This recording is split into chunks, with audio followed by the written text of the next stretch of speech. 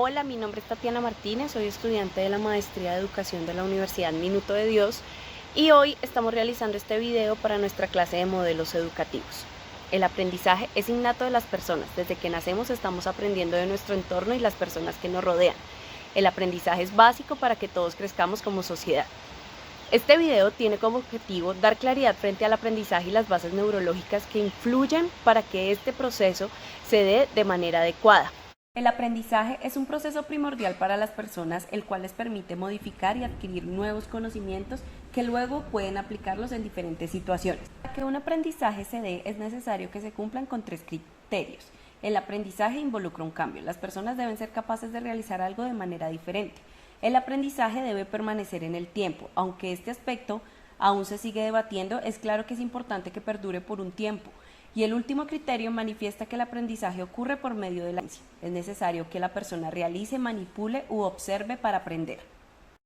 Al hablar de las bases biológicas del aprendizaje, es importante centrarnos en el sistema nervioso central y más específicamente en el cerebro, órgano primordial donde se desarrollan todos los procesos que influyen en el aprendizaje y en el desarrollo del ser humano. El cerebro es un órgano complejo y estructural, compuesto por neuronas y células gliales, primordiales para el aprendizaje y el desarrollo de las personas. Las neuronas son células especializadas que se diferencian del resto de células porque se comunican por medio de impulsos nerviosos y reacciones químicas llamadas sinapsis. Las células gliales son de soporte y apoyo a las neuronas. Una de sus funciones es colocar la mielina que ayuda a realizar la sinapsis. Desde una perspectiva neurocientífica, el aprendizaje es un cambio en la receptividad de las células, provocado por las conexiones neuronales que se forman, fortalecen y conectan con otras a través del uso. Dentro del cerebro existen estructuras que ayudan al aprendizaje y que son primordiales en el quehacer docente para tener claridad frente a estructuras del cerebro que intervienen en el aprendizaje. Corteza cerebral. Es la parte más grande del cerebro, es aquí donde ocurre la percepción, la imaginación, el pensamiento, el juicio y la decisión. La corteza es el área central involucrada en el aprendizaje, la memoria y el procesamiento de la información sensorial. Tallo cerebral. Se encarga de las funciones autónomas del nervioso por medio de la formación reticular, ayuda a controlar la información sensorial. Aunque estamos bombardeados constantemente de múltiples estímulos, esta estructura permite que nos enfoquemos solo en los estímulos relevantes, lo cual es fundamental para la atención y la percepción. Cerebelo. Está relacionado con la coordinación, ajuste y control del movimiento. Es primordial para el aprendizaje de las habilidades motoras. Amígdala. Esta parte del cerebro se encarga del control emocional y la agresividad, que son primordiales para lograr un aprendizaje adecuado. Hipocampo. Es una estructura del cerebro ubicada en el lóbulo temporal y es importante para el sistema. Al parecer, el hipocampo ayuda a establecer la información en la memoria a largo plazo, pero continúa desempeñando su papel de activar esta información cuando se necesita. Lóbulo occipital. Este lóbulo tiene como función primordial el procesamiento de la información visual, realizando percepciones de la información recibida y comparándola con la existente o almacenándola como nueva. Lóbulo parietal. Lo describen como los responsables del sentido del tacto, ayudan a identificar la posición que tiene el cuerpo.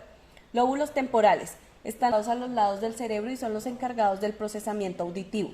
Tienen 2 áreas primordiales que son área de Wernicke, la cual nos permite comprender el lenguaje y utilizar la sintaxis adecuada cuando hablamos. Esta área trabaja de forma estrecha con otra zona ubicada en el lóbulo frontal del hemisferio izquierdo, conocida como área de Broca, que es necesaria para hablar. Lo frontal. Está ubicado en la zona frontal del cerebro, dentro de este está la zona más grande de la corteza. Allí se desempeñan las funciones cognitivas superiores, realizándose procesos cognitivos de metacognición, procesamiento de la información y las funciones ejecutivas. Mi nombre es Elizabeth Larrea Mazo, estudiante de Maestría en Educación en la Universidad Uniminuto.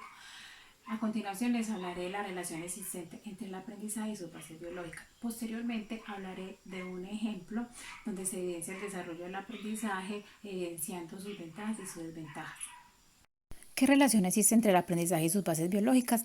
Para que sea posible el desarrollo de los diferentes tipos de aprendizaje anteriormente mencionados, es necesario que sean unos procesos biológicos. Dichos procesos se desenvuelven en el sistema nervioso, permitiendo así una relación directa con el aprendizaje. La ciencia que estudia la relación entre el aprendizaje y el sistema nervioso es la neurociencia. El cerebro está cubierto por la corteza cerebral, una capa delgada que constituye la materia gris plegada del cerebro. La corteza tiene 2 hemisferios, izquierdo y derecho, y cada uno de ellos consta de 4 lóbulos: occipital, parental, temporal y frontal. La corteza es la principal área involucrada en el aprendizaje aprendizaje, la memoria, el procesamiento de la información sensorial. Por lo general, el hemisferio izquierdo del cerebro domina el campo visual derecho y a la inversa. Muchas funciones cerebrales están hasta cierto punto localizadas. Al parecer, el pensamiento analítico se localiza en el hemisferio izquierdo, mientras que los procesamientos auditivos, emocionales y artísticos ocurren principalmente en el hemisferio derecho. A continuación observaremos un ejemplo donde se desarrolla el proceso de aprendizaje. Se trata de una joven que a través de videos presentados en YouTube aprende cómo realizar una presentación en PowerPoint. Una joven de manera autónoma presenta la necesidad de aprender a usar el programa Office. La joven observa por primera vez el video y no logra comprender, pero al cabo de varias repeticiones logra comprender el programa. Se puede detallar cómo se evidencia el aprendizaje cognitivo, pues este se enfoca en mejorar que el aprendizaje sea significativo y toma en cuenta las percepciones que los aprendices tienen de sí mismos y de su entorno de aprendizaje.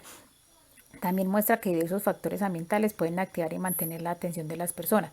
Estos factores son la relevancia, la novedad, la intensidad y el movimiento. Se puede detallar la frecuencia, el interés y el contexto tecnológico, el cual puede establecer motivación al estudiante para aprender cualquier tema específico y de esta manera almacenarlo en la memoria a largo plazo.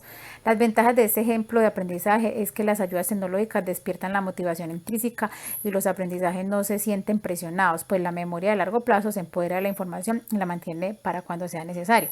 Las desventajas es que las inquietudes que salieron del video no sean resueltas y por lo tanto esto afecta el proceso de aprendizaje. Otra desventaja es que si para el estudiante no es significativa la información, esta va a la memoria de trabajo y se olvida con facilidad. Mi nombre es Ireya Julio Orozco, estudio en Uniminuto en la maestría de educación.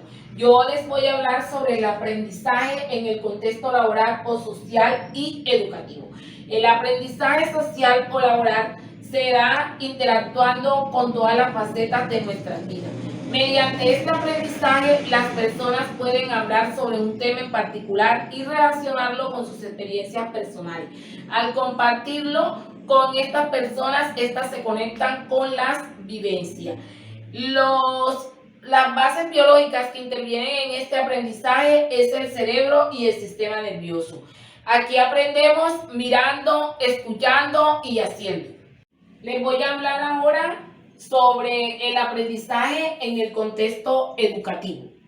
Este nuevo contexto educativo permite crear ambientes virtuales de aprendizaje que favorecen la gestión pedagógica del docente dentro de un contexto educativo tradicional con los nuevos contextos educativos. Hoy en día, los protagonistas son los estudiantes y los docentes, un facilitador y un colaborador.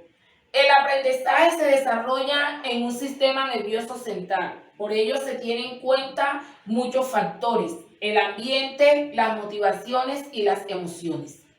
A manera de conclusión, tenemos que el cerebro es un órgano complejo, dividido en diferentes partes con diferentes funciones, pero que trabajan en conjunto, las cuales se sincronizan para compartir información y mantener el desarrollo físico, emocional y cognitivo de las personas. Es importante resaltar que la labor del docente es de vital importancia en este proceso de aprendizaje, debido a que debemos de contar con un cajón lleno de muchas herramientas, estrategias y técnicas que nos permitan generar en esos estudiantes aprendizajes significativos y duraderos, en especial en la primera infancia, donde el cerebro está mucho más activo.